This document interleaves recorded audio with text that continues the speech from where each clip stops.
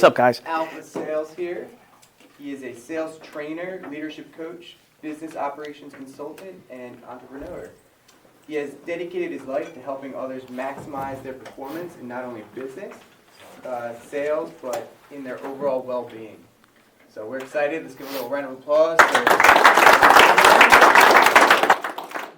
Thank you guys for having me, first and foremost. It's a great privilege to be here. It's an honor. In the bio that he read, he talked about my dedication not only to making people better at sales, but trying to offer them some of the tools and strategies necessary that I had to find in my personal life, not only to excel in business, but to survive as a human being. 7.5 years ago, I found myself in a rehab center in Florida fighting for my life to stay sober. And 7.5 years ago, I promised myself that if I ever got another shot at this thing, I was going to burn the boats and I wasn't going to quit. And thankfully, by the grace of God and my family and friends, I've been sober for over 7.5 years. So that's a big deal for me. Thank you. And for me, throughout that journey through recovery, I found that in the life of a person who's fighting to stay sober, and I think we're all in recovery from something in life, a tough time, traumatic situation or an event, loss of a loved one, loss of a job. When you have to dig deep and really muster up that grit necessary to keep going, despite how small you may feel, not my height, but I mean how small. And I did want to apologize. I'm normally much taller, but I wore the wrong shoes. When you have to kind of dig deep to keep going, I find that in the mind of a salesperson every single day as well, because the ebbs and flows of life are very parallel to the ebbs and flows of the life of a salesperson. So I'm extremely grateful to be here. I'm going to pack a lot into a short period of time. I know you guys have lunch next, and I understand how important that is. So I promise you that we're going to go over a lot. And if there's anything that anybody wants to talk about after my time up here, I'd be more than happy to do that. But I did want to deliver a lot of content to you guys that I find to be super interesting and super useful when speaking to salespeople. It is going to be an all-you-can-eat type buffet. I was weighing out whether or not to pick one topic and then kind of craft a narrative and story around it, but I think that can get a little long-winded. So there's going to be a lot of different stuff that hopefully everyone can find to be useful. There will be Q&A at the end if anybody does want to ask any questions. So, sales. For me, I found sales to be super attractive and super fascinating at a very young age. And recently, I've been doing some research on why sales is so attractive to us as human beings. And it's actually deep-rooted at a primal level. It's in our DNA as hunter-gatherers. We are programmed to go out and hunt, gather, and then bring back to our tribe and feast. Now, somewhere along the lines, either through evolution, through way of revolution, the Industrial Revolution, it's kind of been deprogrammed out of us. We've adopted a 9-to-5 lifestyle, but there are studies that support this attraction to sales. Michael Easter is someone who I've been reading about often. Recently, he coined the term the scarcity loop. And I think the scarcity loop is a perfect parallel to why we are so attracted to sales. Now, the scarcity loop has 3 very distinct components. And without these 3 components, it cannot exist. But the scarcity loop is the reason why we as hunter-gatherers are so attracted to slot machines, now online sports betting, and being in a sales environment. Also social media. The 3 distinct components are opportunity. Number 1, you need to have opportunity. There was opportunity for us in our most primitive state to go out in the wild and hunt and gather berries and bring back to our base. There's opportunity when you're playing a slot machine. You can pull that lever and it can change your entire life. And there's opportunity in a sales environment that picking up that phone and speaking to that one person could change the entire trajectory of your career. So component number one of this scarcity loop to exist is opportunity. Component number two are unpredictable rewards. Unpredictable rewards. You could pull that lever and you can hit the jackpot. Or you could pull that lever and win nothing. Social media. You could post a picture and get 1 million likes. You could post a video and get 10 million views. Or you could post a video like my YouTube channel and get like 3 people to watch it. Unpredictable rewards. But there's something about that that's exciting to us. And the same applies to sales.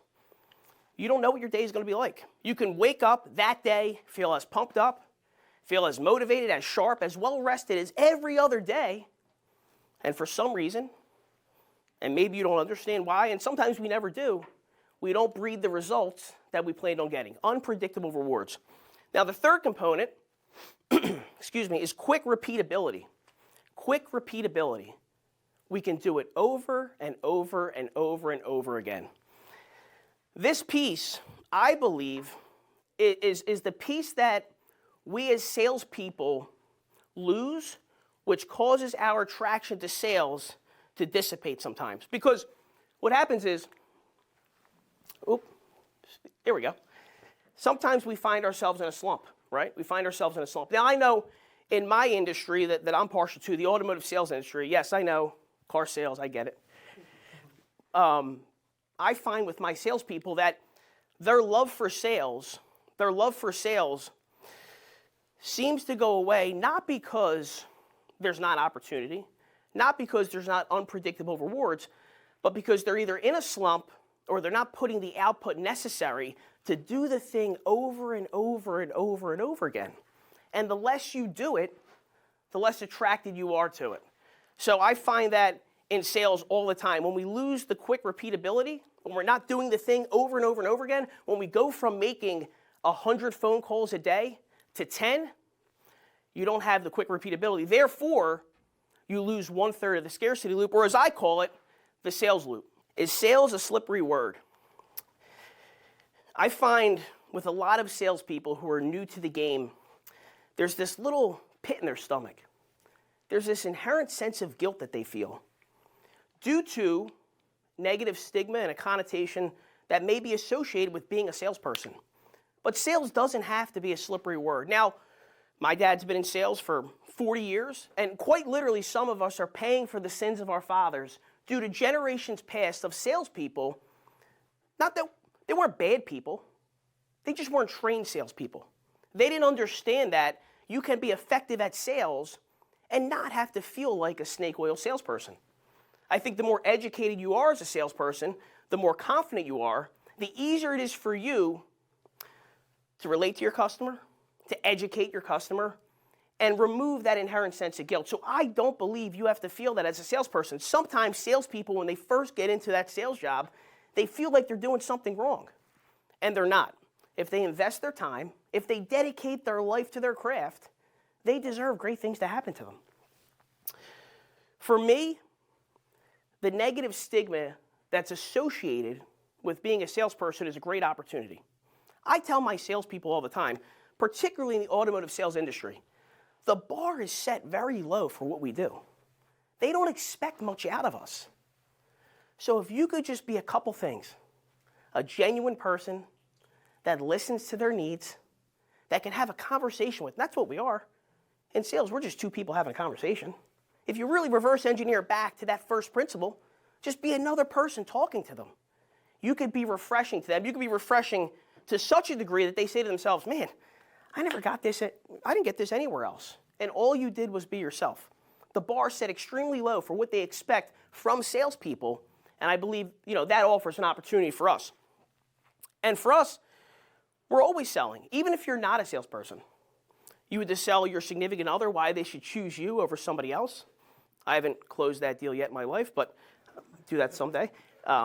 You have to sell your friends on where you should go for lunch or go to dinner, where you should go take a vacation. You had to sell the person who interviewed you to get your job, and they had to sell you why this was a great place to work. So we're selling all the time. Even if we don't think we're salespeople, we are. And I think once people start to understand that, they lose that inherent sense of guilt.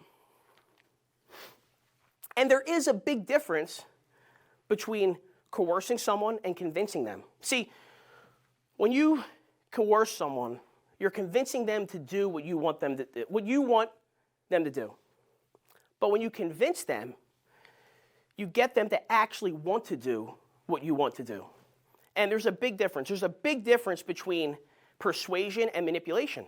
We're in the persuasion business. We're not manipulating anyone. We're persuading them ultimately to take action to upgrade their life, their situation, or enhance their business due to the product that we offer. That's not manipulation, that's persuasion. And Aristotle said that in order for persuasion to be truly effective, 3 elements must be present at all times: trust, logic, and emotion. Trust, logic, and emotion. You have to get your potential client to trust you. You have to create logic. It has to make sense. It has to make sense. And you have to get their emotions involved.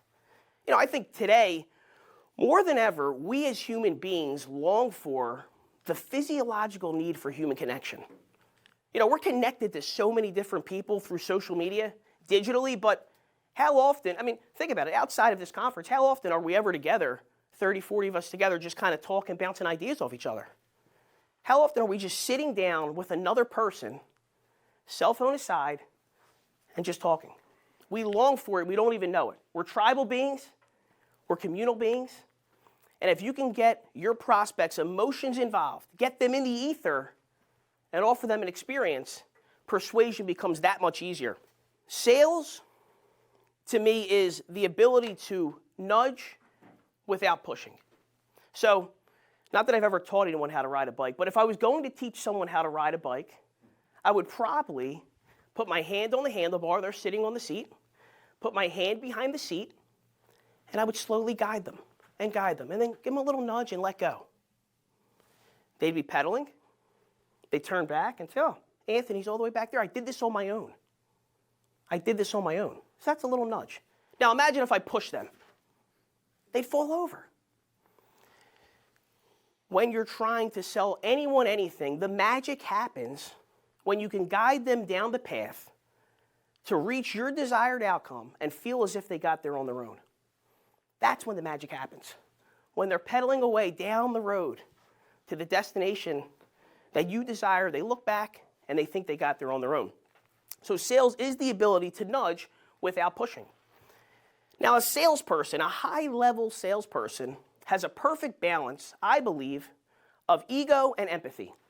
So when I say ego, I don't mean cockiness. There's a big difference. I think cockiness and confidence are like stepbrothers. I mean confidence. Because if you're not confident in what you're saying to your prospect, how could they ever be confident in taking action? You have to have a level of confidence. But you also have to have a level of empathy. Bedside manner. I'm going to go off the cuff here. There's a story that I really love.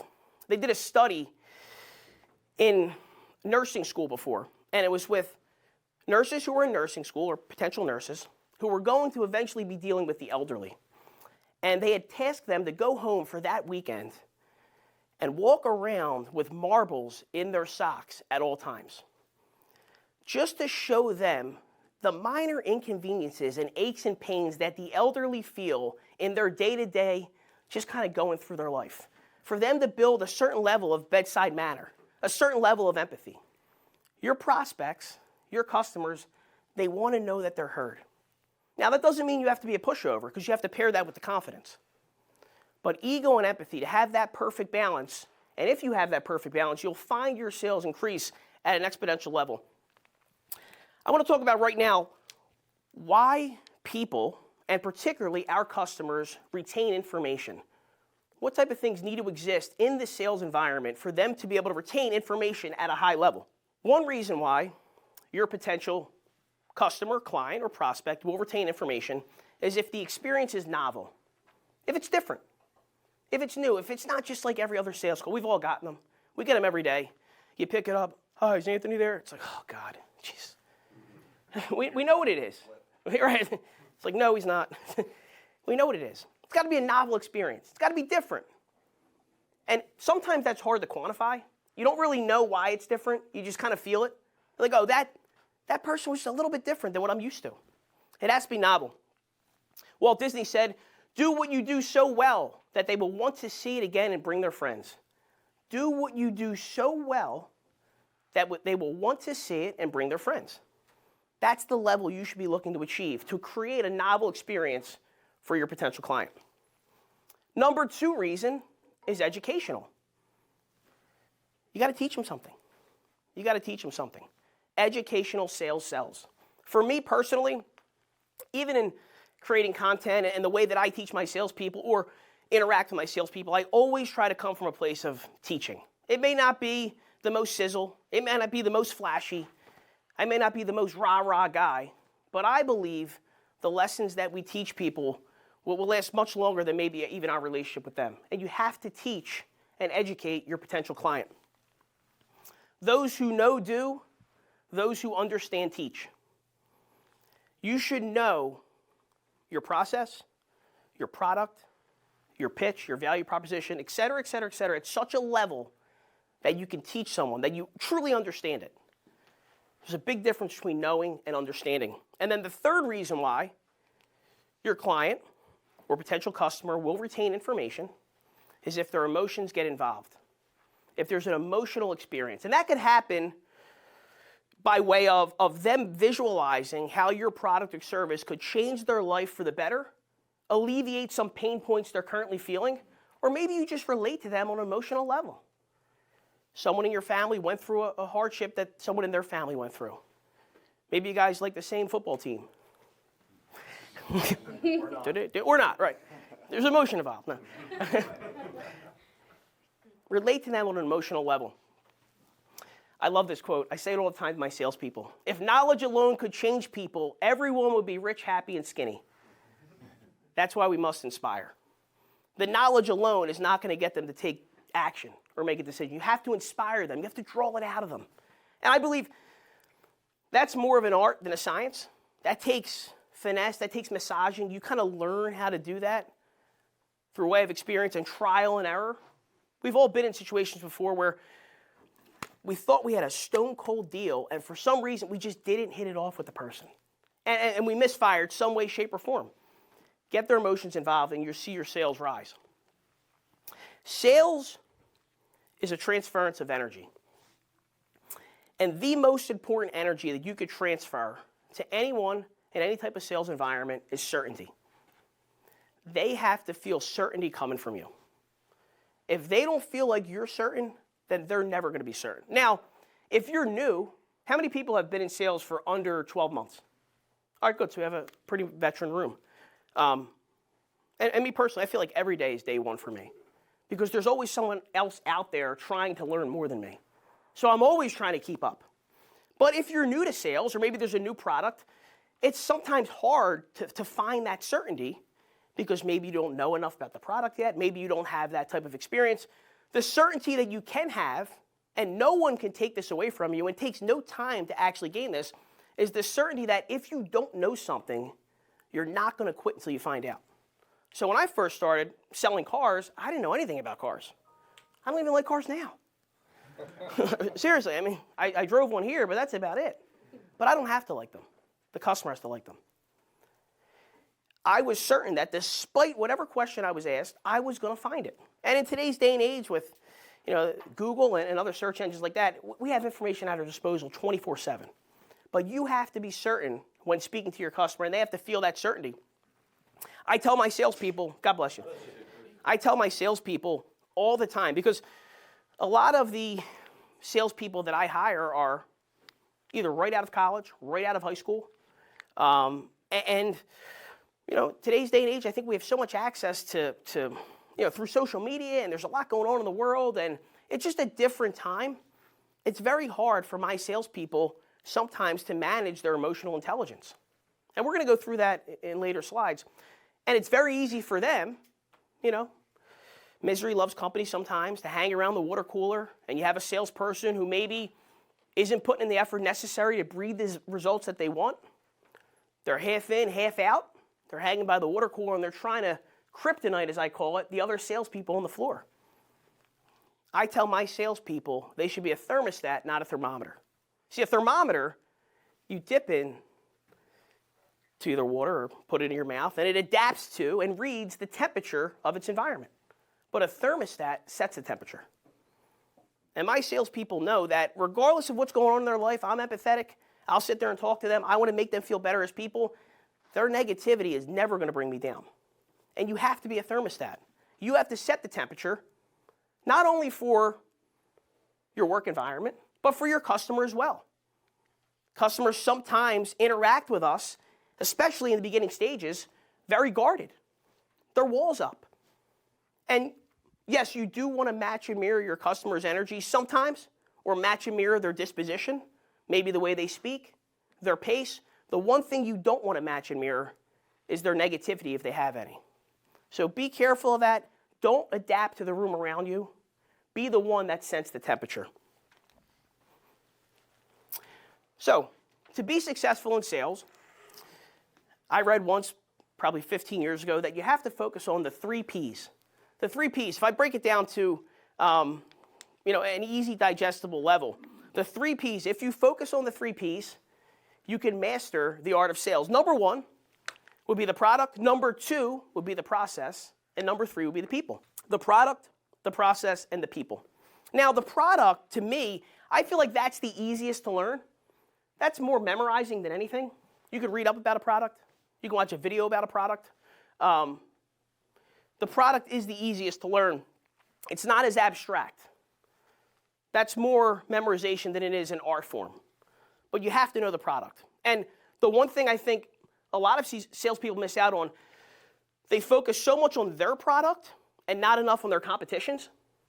So to alleviate your potential prospect from having to shop around, do their due diligence, if you know how you stack up against your competition, you could save them from that trip, in which you may never hear from them again. So learning the product, I believe, is super important, but it's also probably the easiest to learn of the 3. Now the process is like muscle memory. You do it over and over and over again, and at some point you kind of just flow through your sales process. I do believe, though, that the sales process as a whole is the most overlooked. A lot of salespeople show up every day without a game plan and just kind of wing their day. You know, one day they come in, they start pounding the phones, making phone calls. The next day they come in and they, hop on TikTok for an hour and a half. The next day they come in and they answer emails. You have to have a process. And your sales process, when interacting with a client, the sales funnel has to be the same 100% of the time. I believe that people do not perform up to their potential. They perform down to their systems. I'd rather have an average salesperson with great systems and processes than a great salesperson with no systems and processes. See, the average salesperson with the great system and process, if you go back in time, any basketball fans in here? San Antonio Spurs, right? They had a system. You could plug and play players into that system despite their level of talent and skill. And you could replicate it over and over and over again. But then we all know the athlete that had talent through the roof, had all the potential, but they didn't have a system and process. Their off-season workouts were maybe non-existent, right? They didn't have a sports nutrition coach, right? They didn't make it to practice. They didn't have a game plan. And then next thing you know, you say to yourself, whatever happened to that guy or girl? They were awesome. I'd rather have a salesperson with great systems and processes. That salesperson, when the going gets tough, because it does get tough, they'll always have a game plan and a blueprint to fall back on. The people. So we talked about the product being the easiest of the 3, I believe, because you can memorize it. The process, the most overlooked. We kind of just wing it sometimes in sales. We just rely on our talent and skill. The people. If you could make any investment in any part of your sales game that'll pay you the highest level of return, it's understanding people. Because that alone will allow you to compete, perform, and excel at a high level in any sales vertical. Now, when I say the people, who do I mean, right? Who do I mean? So when I say the people, who do I mean? You can call it out. Customers, right? Customers, who else? Coworkers, yourself. Yourself, right? Coworkers, yourself. A lot of times salespeople spend so much time thinking about their prospects that they don't look inward. What am I, Anthony, doing to ensure that I'm performing at optimal levels? It may feel like I'm giving 100%, but maybe somewhere along the line, see, that's the blessing and the curse of getting comfortable in a working environment, that the day-to-day routine you no longer have to consciously think about. You can now leave that mental real estate to be occupied by higher level problem solving, but that's the blessing. But the curse is that you don't focus as much. You kind of just go through the flow of things. And you may only be operating at 80%, and you don't even realize it. Being able to reflect on yourself, understanding what makes you tick as a person, understanding what you need as a human being in order to perform in life and at work is the greatest investment that you could make. So managing your emotional intelligence. 80% of what we do on a sales floor, in a sales environment, is dependent upon our ability to manage our emotional intelligence. Only 20% is your actual intellect. Because you could know all the things. You could have all the knowledge, you could have all the skills, all the experience, but if you can't manage what's up here, it goes to waste. I've been there. I was a 25-year-old sales manager in the automotive industry, working for the second largest automotive group in the world, Penske, youngest manager in all of the land, all the talent, all the skill, all the potential. But I was a disaster inside. And if you can't manage the emotional intelligence, the rest of it will eventually go to waste. When I was at my first treatment center, I wasn't a first-time winner. The first treatment center, there was a gentleman there. He was like a counselor, but at the same time, he was a preacher, but he was a teacher, and he was a coach. He was like all these things in one. He was super charismatic. I just liked the guy. He was really cool. And he had said that on a scale of 1 to 10, we should always try to fly around a 7. You never want to be over the moon, right? Super jacked up. Like I was super jacked up coming in here today. And I kind of sound, I'm right around an 8 right now, but I was like a 12 when I came in. I don't know if it was the espresso or what it was, but you never want to be a 10 or 11 or 12 because the drop off from that feels like a loss. Use my sister's example. She got married November 2021. I had such a great time at the wedding. Such a great time. The day after, I was feeling the blues a little bit. Like, wow, all my family and friends in one place. I may never have that again. Right? Deion Sanders tells a story. He won his first Super Bowl. They had asked him how he celebrated after. He said he went up into his hotel room and contemplated suicide. He said, I thought the greatest day of my life had just passed me by. And everything else is going to pale in comparison to that. See, you got to be mindful of that. Watch yourself when you're flying too high on life. But at the same time, you want to watch yourself that you're not at a 1 or a 2, because that's danger zone as well. Right? So you try to fly around a 7, even keel. There are going to be peaks and valleys, ebbs and flows in our life as people and in our life as salespeople. And I tell my salespeople that I believe the magic is not really finding out how high your peak could be, but avoiding finding out how low that valley could be. Stopping yourself before the free fall. Catching yourself. Don't let a bad hour turn into a bad day. Or a bad day turn into a bad week. Or a bad week turn into a bad month. Because that can happen. So catching yourself. There's a story that my general manager told me when I was selling cars back in 2012. And he had said that he was in Disney World. And he was in line waiting for his daughter to go up to the front and meet one of the characters. You know, you meet the characters, like a 30-minute wait. So his wife's in line with his daughter, and he kind of goes off to the side of the attraction, and he starts making some phone calls. So he was behind the attraction, kind of like where you're not supposed to be, but it's not like blocked off. And who does he see but Snow White? Now, Snow White's there on the phone, saying words that I'm not going to say in front of a group of people, smoking a cigarette. So he sees Snow White, she sees him, and he's like kind of embarrassed and kind of walks away. He said, that was weird. Half hour goes by, his daughter gets to the front of the line. Who's up in the chair waiting to meet his daughter but Snow White? In full character. Like that never even happened. She left that stuff at the door. And we as salespeople have a responsibility to ourselves to leave whatever we have at the door when we come in. Because you cheat yourself at work if you're thinking about out of work stuff when you're here.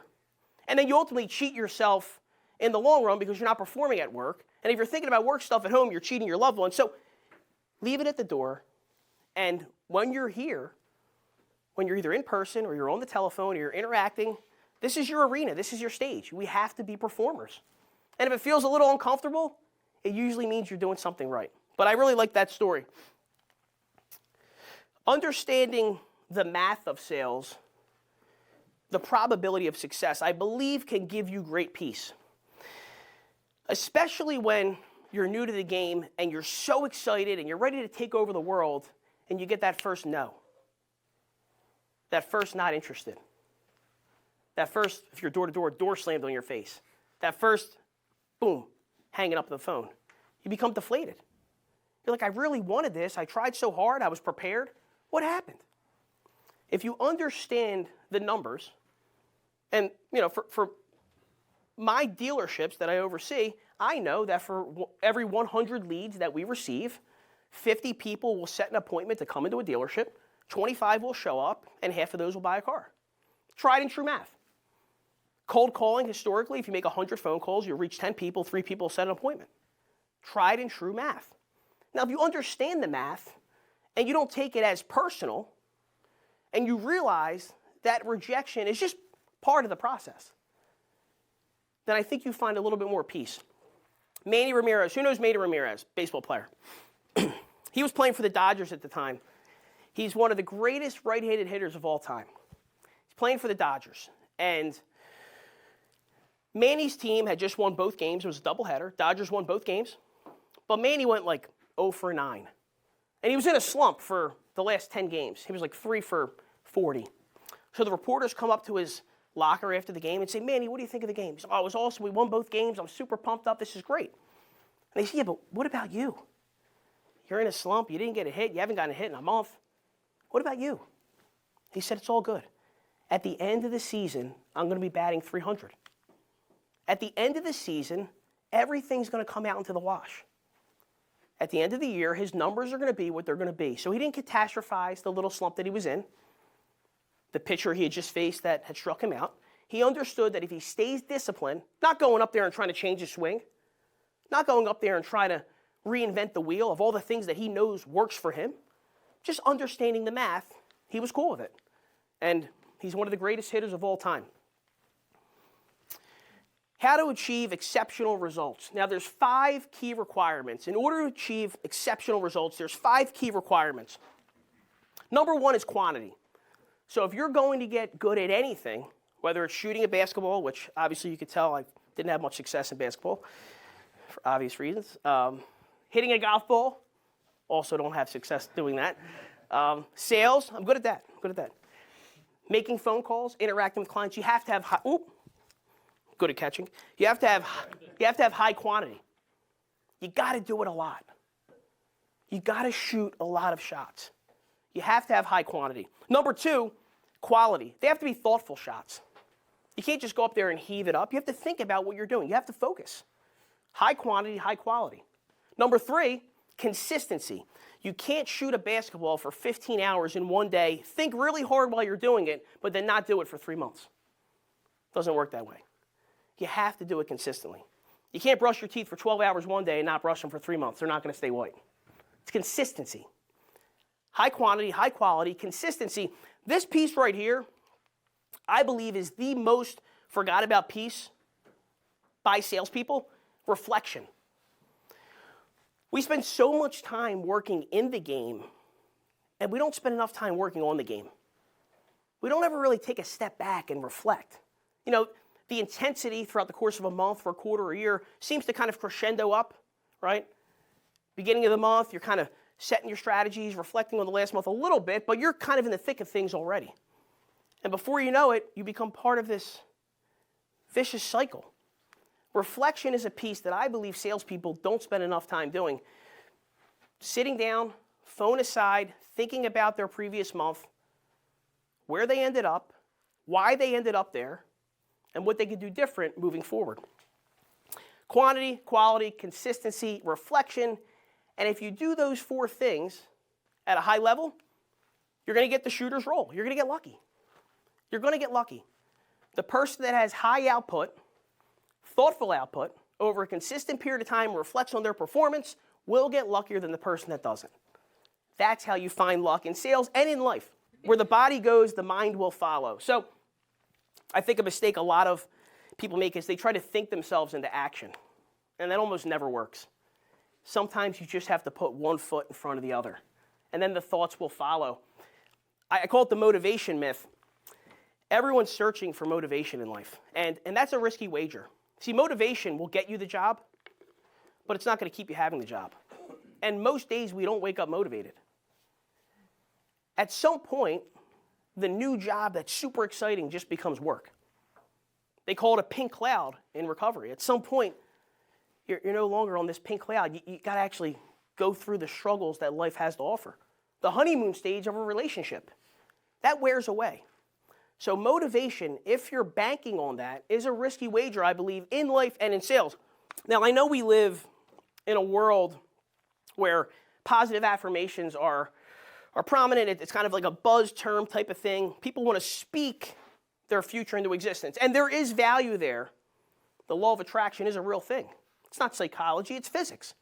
If you put positivity out in the world, you will receive it. But I also feel like there's some laziness attached to that. I think people would much rather hope and wish their future to change than actually work for it. And what happens is they put the positive affirmations out into the world, and the world says, no, you got to get to work.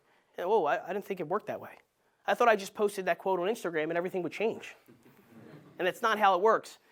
Alex Hormozy, who is a motivational speaker, he's the guy, I don't know if you've ever seen him on like social media, he wears the black tape on his nose, he's got the long hair. Cool guy. Cool guy. He has a quote that I really love that I shared with my sales team last week. He says, you don't become confident by shouting affirmations in the mirror, but by having a stack of undeniable proof that you are who you say you are. Outwork your self-doubt. You don't become confident by shouting affirmations in the mirror, but by having a stack of undeniable proof that you are who you say you are. Outwork your self-doubt. A lot of times we as people, there's a lack of alignment between our vision, where we see our life in the future, our goals, the stepping stones we're going to take to get there, and the amount of effort we put out. We have the vision, like I really want this. And I'm even willing to put the goals in place. But we don't match it with the necessary effort. Talk is cheap. Talk is cheap. Actions are very expensive. They could cost you a lot. For me, I've sacrificed, I'm a single bachelor with no kids. I've sacrificed literally everything for the mission I'm on. And I'm willing to pay that price. And like Thomas Sowell says, there are no solutions, only trade-offs. If you want anything in life, you have to be willing to make a trade for it. I put Holy Tomato up there. My sister and I were out to eat once, about 7 years ago. We went to this place called Holy Tomato in Mulg Hill. Awesome place. Who's been there? Anybody been there? And I remember they served you your utensils with like a chopstick holder, the little paper thing that you put the chopsticks in. And they would use a Sharpie marker and write a little quote on there. And I still have mine that I saved at my mom's house. It said, ideas are easy. Execution is the hard part. Everyone has ideas. Ideas are easy. Execution is the hard part. A dear friend of mine, Jim G., he's the owner of RK, Chevrolet, Kia, and Subaru. He told me before that most great ideas die on the desk. Most great ideas die on the desk. We all have ideas, but when it comes time to matching the necessary effort to accomplish anything, our brain tells us it's too much stress, it's too much effort. Our brain's not designed to motivate us. It's designed to protect us from threat, from stress, from danger. So if you find the necessary alignment between where you want to go in life, if you plan it out with the proper goals, but most importantly, match it with the necessary effort, I think you'll be surprised where you end up. As I tell my salespeople, it's very simple. We just try to get 1% better every day. Not 2, not 3. If you try to change the world in just one day, you're going to end up disappointed at the end of each and every day. And my guys and girls, just try to get a little bit better at one area. Pick one thing, whether it's prospecting, follow-up, your customer service skills, your meet and greet, how you meet customers, either in person or on the phone, product knowledge, anything. And Will Smith had a quote that I saw on social media before that he said if you wanted to build a house, he would start by building one wall at a time. But within each and every wall, his goal is to just lay one brick perfectly. And the next day, lay another brick. And the next day, lay another brick. Try to build a wall or a house in one shot, it's a daunting task. It seems insurmountable. But 1% better each and every day adds up over the course of a year. Most people overestimate what they can do in a day and underestimate what they can do in a year. We go in pumped up. We have these grandiose plans. We're going to change the world today, maybe even by lunchtime. And nothing seemed to change. You know, we get that's why New Year's resolutions fall apart. People go into the gym expecting to change their entire physique within 3 weeks. And it's not that easy. And they throw in the towel. People overestimate what they could do in a day and underestimate what they could do in a year. I also find amongst veteran salespeople, and I feel like we have a lot of veterans in this room, sometimes we do get so stuck working in the game and not working on the game that we feel as if we've already learned everything there is to learn. And the learning should never stop. You know, training isn't something you did, it's something you do. No matter which sport a professional athlete plays, they spend the lion's share of their time practicing. They spend the lion's share of their time strategizing. The minority of their time is actually playing in the game. So the training should never stop. And if we sweat more during practice, we'll bleed less during battle. Sweat more during practice. Work out the kinks in practice so when you do find yourself in front of a prospect, you're not just revving the engine up. You're loose. You're ready to go. You know, my salespeople, they get discouraged when they make phone calls sometimes and they get voicemail. And that's a beautiful thing. Practice your pitch on the voicemail. So when the customer does answer, when the client does answer, you're ready to rock. You're not, It's like going to the driving range. Before you play 18, you hit a few balls, you stay loose. One of the books that I really love called The Zen Mind, it says that in the mind of the beginner, the possibilities are endless. But in the mind of the expert, there are only few. We have this childlike sense of wonder when we start any endeavor. There's endless possibilities. And then at some point, we feel like we've either learned it all, we've felt it all, and this is kind of the best it's going to be. Keep that childlike sense of wonder day to day. Be open to all possibilities and opportunities, and you'll find yourself learning and finding some of that motivation that we had since maybe lost, that we had early on. In sales, I believe that there's this certain paradox that exists in our brain. Like if you're going to set out to become a doctor or a lawyer, you know the job's going to be hard. You know it's going to be a hard gig when you get it, if you get it. And how do you know that? Well, you know that because of how much school that was required to get there. See, in sales, you could walk in off the street. I want to sell something. I want to be a salesperson. And because the cost of admission, the entry to get into the game is so inexpensive, I think the brain feels like it'll be that easy to master. That you could just wing it and be an expert. And there's a lot of people that are in sales, but I think there's a big difference between being in sales and being a salesperson, being a professional salesperson. I think about my golf playing ability. I play golf. I'm not a golfer, right? Tom Izzo. Who knows Tom Izzo? Anyone here? Tom Izzo? Hall of Fame men's basketball coach at Michigan State. He was being interviewed once, and they had asked him, Tom, when you're on the recruiting trail, what do you look for in a player? He said there's 3 types of players. There's players that like the game, there's players that love the game, and there's players that live the game. He recruits players that live the game. It's very hard if you just like what you're doing to compete with someone that loves what they're doing. You may find moments where you feel like you're running the race and you're alongside of them, but if you snapshot out far enough, they're going to pull ahead. And it's almost equally as impossible to compete with somebody who lives the game if you just love it. And I thought that quote was profound. There is a big difference. I think everyone is interested in being successful in sales or at their job, but very few are actually committed to it. Interested is when you're motivated to do it. Committed is when you don't feel like doing it, but you do it anyway because you know it's required. And I've noticed this with some of my rookie salespeople as of late, and I've been studying them and trying to understand why at some point they lose that sense of enthusiasm.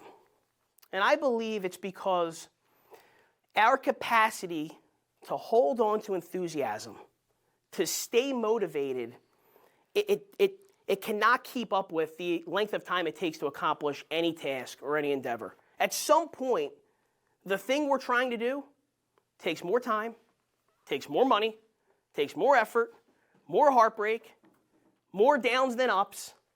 We lose the enthusiasm, and our brain goes, maybe I shouldn't be doing this. I thought this was going to be fun. I was pumped up to do this. If you really want to do something, shouldn't the world in return give it to you? And I think we lose that sense of enthusiasm because it takes much longer to accomplish anything than we actually think it does.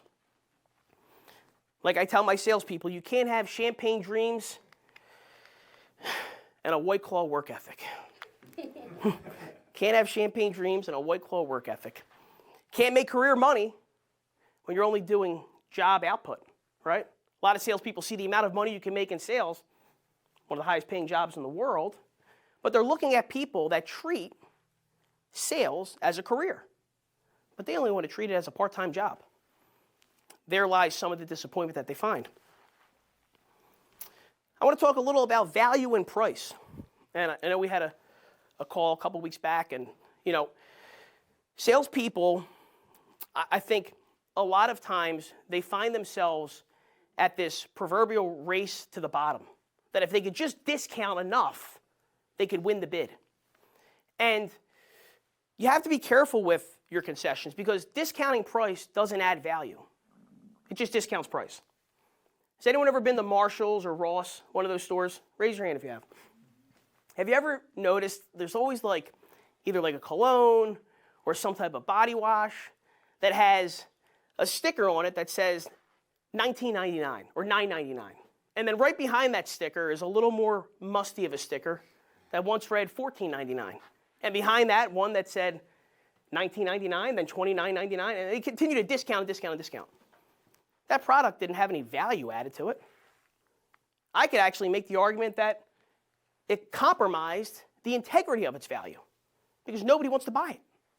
So you must be careful with trying to use concessions and focusing too much on price to win over your customer. If you focus more on adding value, you'll close at a higher rate and you'll make more money in the process. Warren Buffett says, price is what you pay, value is what you get. Price is what you pay, value is what you get. Do not get the two confused. You don't have to be the cheapest. I mean, there's a reason why people will go into a nightclub and be willing to pay $1,000 for a bottle of vodka that costs $50 at a state store. It has nothing to do with the price making sense. The value that they're getting in return is based around the experience and the way they feel paying the money. And that's where you're able to package an experience with value and make price a non-factor. I also feel like we get away from solution-based selling. Average salespeople sell features. You could read a brochure and learn about the features of a product. Average salespeople sell features. Good salespeople sell benefits. They're able to explain how that feature could benefit a hypothetical person. But great salespeople sell solutions. How does that feature and its benefits solve a particular problem that your prospect has? Focus on solving problems, and when it really gets fun, it's when you start to identify problems your potential client has that they didn't even know that they have. Focus on solving problems. Like my mom always said, and I'm sure yours too, God gave you 2 ears and 1 mouth for a reason. Another mistake we make. Now, I know I'm the one talking up here, so I'm not really living up to my own advice. But in any sales environment, data will show that the salesperson does 75% of the talking. And I think it should be the opposite. the more they talk, when I say they, I say your potential client, your prospect, the more you're winning. People want to talk about themselves. The more they talk, the more comfortable they are with you. And the less inclined they are to have to go through this over and over and over again with other people. So talk less, listen more. Remember that if you say something, it means something. But if they say something, it means everything. If you say something, it means something. But if they say something, it means everything. Listen to what they say, and they will teach you how to sell them. Follow up. Another struggle for my salespeople. I'm going to be honest. Follow up, follow up, follow up. The fortune is in the follow up. I believe, and I see enough of my salespeople door dashing all day long, I believe that we treat follow up like heating up leftovers. It's, I don't know, doesn't smell the same as that brand new meal. It's not as hot, not as much sizzle. I gotta call them again. Nah, they're not gonna buy. Nah, they didn't seem interested. I'll just call somebody else. But you've already paid for the leftovers. Just heat them up. You've already paid for that particular client with your time. You've invested your time with them. Call them back. See, I think we have an inaccurate understanding of the sales funnel. We assume that the person we spoke to that said, I'm not interested right now, is not as far along the sales funnel as the person we didn't even call yet. The person you didn't even call yet has no idea who you are. You don't even have them in the funnel. See, not interested doesn't always mean not interested. It may just mean not available at that moment. Not interested in wasting my time. Not that I'm not interested in buying. I'm just not interested in you wasting my time or my money. So understanding that follow-up is what's going to separate the top performers from the average, the willingness to continue to call that person despite saying no to you multiple times is going to separate you from the rest. Some follow-up stats for you. 80% of sales require 5 follow-up calls after the initial meeting. 80% of them. 48% of salespeople don't make a single follow-up attempt. So now you know already half of who you're competing with is out of the picture if you make one call. 44% of sales reps give up after another follow-up call. So half of them aren't making the calls. Almost another half are quitting after one call.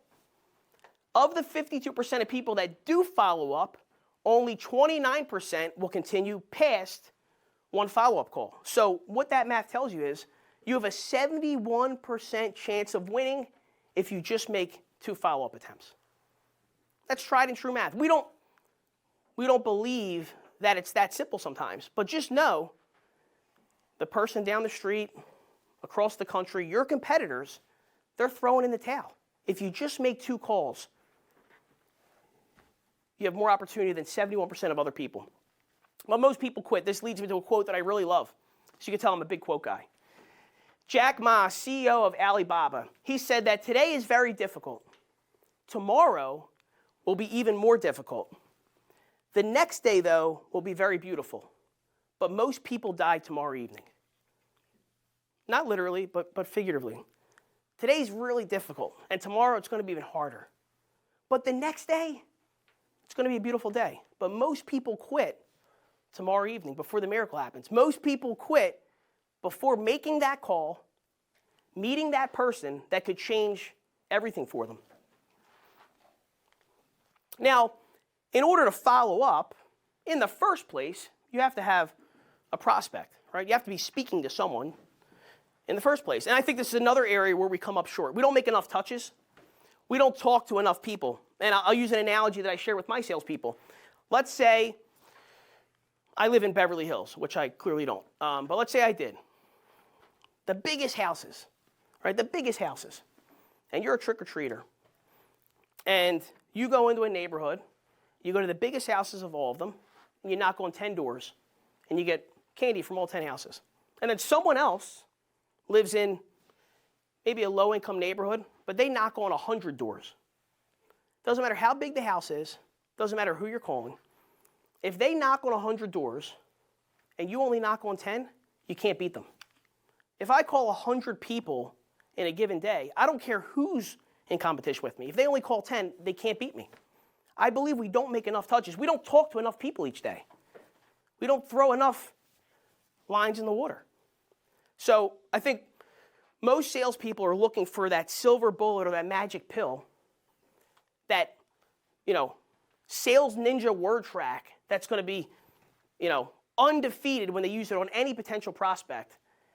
What they don't realize is it doesn't matter how talented and skilled the person is that you're competing with. If they're not touching as many people as you, you're going to win by default. We don't make enough touches. And another thing is we forget to ask for the deal sometimes. This is where I struggled the most early on as a salesperson. Ironically enough, my first promotion in sales was as a closer. I was sent in to close the deal, but I was the worst closer on my sales floor when I first started.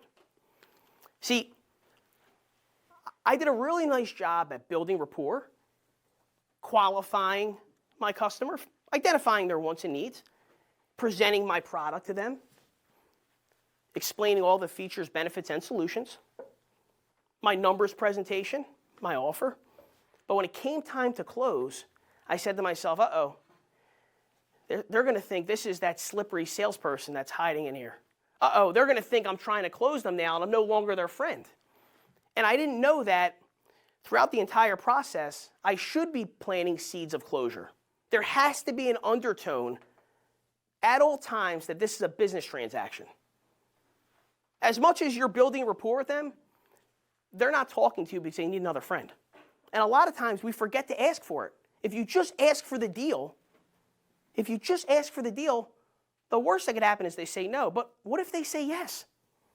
So understanding that in business and in life, you don't get what you deserve, you get what you negotiate. Just because they like you, just because you did a bang-up job on the presentation, just because you guys have been talking for months back and forth via email, it doesn't matter. You have to negotiate and you have to close at all times. Customers will ask themselves a couple different series of questions subconsciously whenever they're interacting with you. The first thing they're going to ask in their mind subconsciously is, who are you? What do you have? And why do I need it? Who are you? What do you have? And why do I need it? Make sure you're answering those three questions for your customer or your prospect. Letting them know who you are, what you got, and why they need it. Number two, and this taps into our DNA at a primal level, can I trust you and are you confident? Can I trust you and are you confident? They got to know they trust you. They got to know they trust you. See, instincts build trust, but personality builds rapport. A lot of times we focus on our personality, maybe our charisma, the way we're able to finesse ourselves through a sales environment, talking to a customer. We focus on personality and rapport building, but we don't focus enough on trust. See, if they don't trust you, you look like a snake oil salesperson. Then all of the charisma goes to waste. Personality will build trust. Instincts will build trust. Personality will build rapport. And the last thing they're going to ask themselves is, can I do it and is it worth it? Can I do it and is it worth it? I believe that most of the time they could do it. Most of the time they could pay the price. It's where we miss the mark is them actually saying to themselves, it's worth doing it. So I do believe that most of the time they can afford to pay. They just don't know if it's worth it or not. People are not afraid to spend money. They're afraid to make a decision they're going to regret. People are not afraid to spend money. They're afraid to make a decision they're going to regret. They're afraid to have buyer's remorse. They're afraid to make a mistake. And that fear of regret is it's why people stay in relationships much longer than they should. What I'm doing now, I'm surviving. It's not the greatest thing in the world. I know there may be better options out there, but I don't want to make a decision I'm going to regret, right? Mitigate that potential regret that they may feel, offer peace of mind, and they will spend the money. When your prospect says no to you, there's something that's lacking.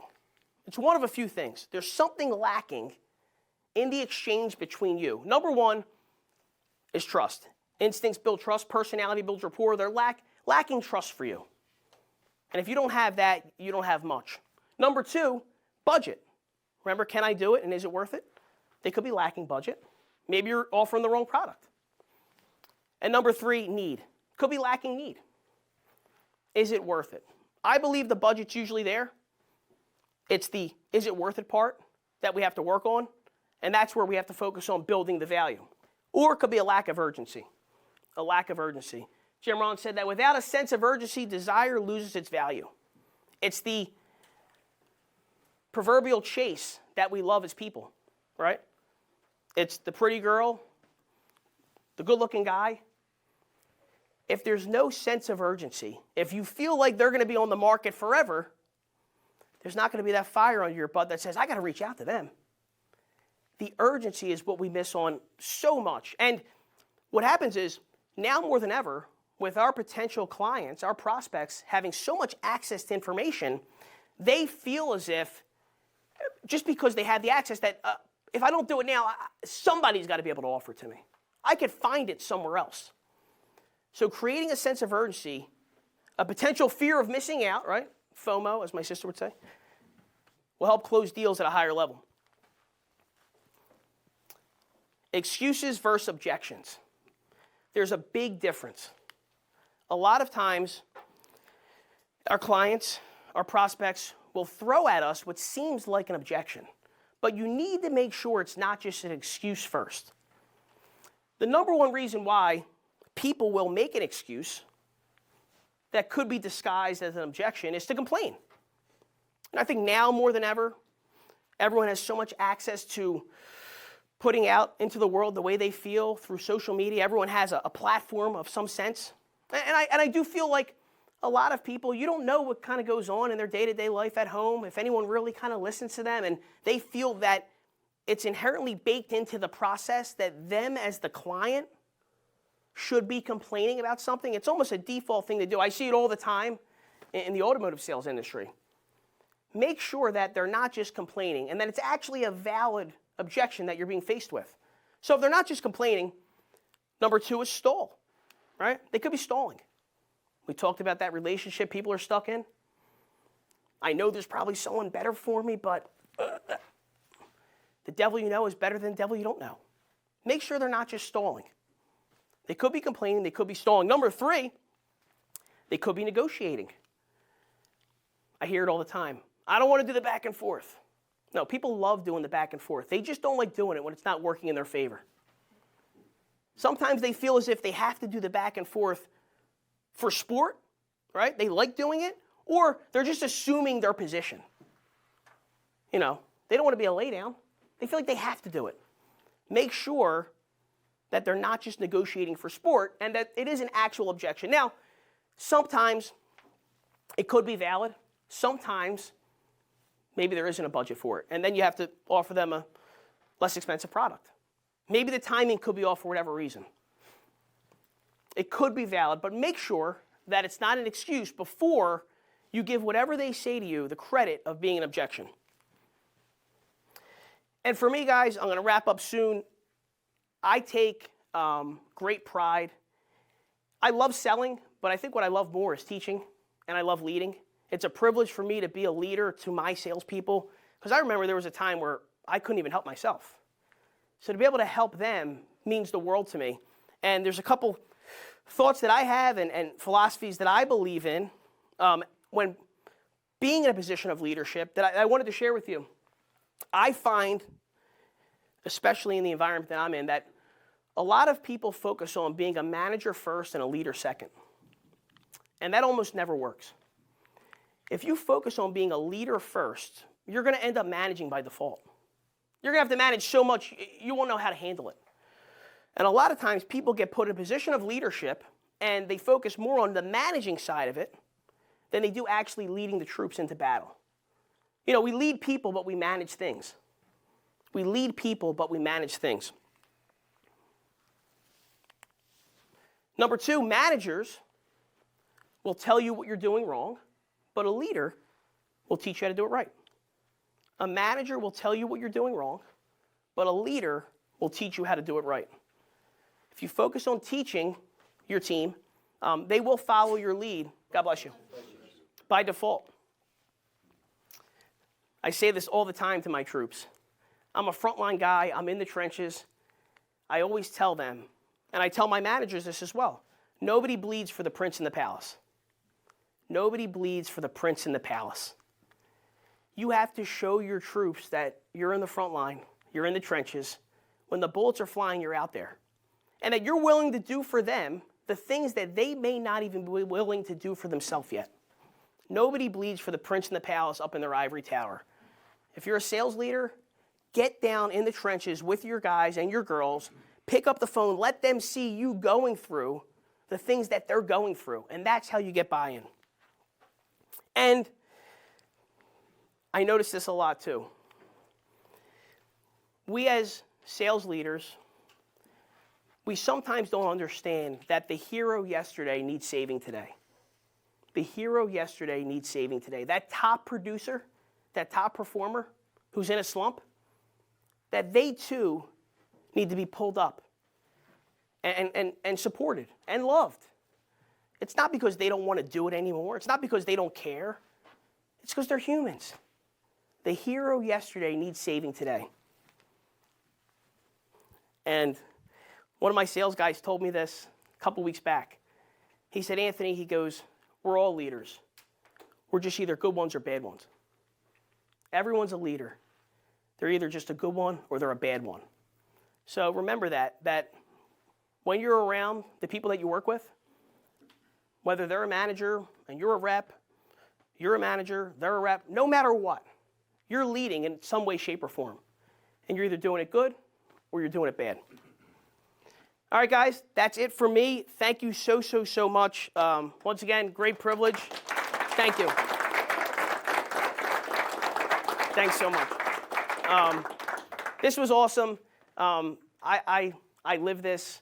If anyone needs me for anything whatsoever, I'll give you all of my information. Doesn't matter what it is. It can be any time. I do go to bed early, so if it's after 9, I'm probably sleeping, but I'm up early. So if it's after 5:30, I'll be awake. Give me a buzz. I'm here to help. I love this game. I live this game, and it would be an honor for me to be able to continue to work with you guys and communicate with you at any level. So thank you so much. Good.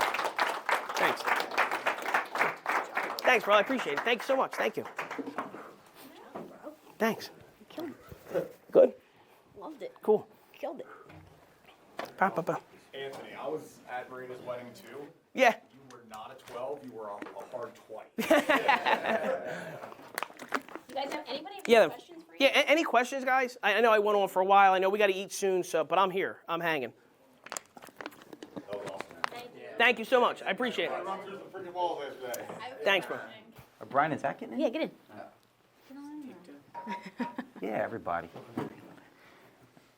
I always look so small between these two guns. I feel your pain. I feel your pain. Yeah. Thank you. Thank you so much. Thank you. Hey, man, great job. Thanks, bro. I appreciate it. Thank you so much. Thank you. That was great, dude. Thanks, bro. I appreciate it. Thank you so much. Thank you for having me. That was awesome.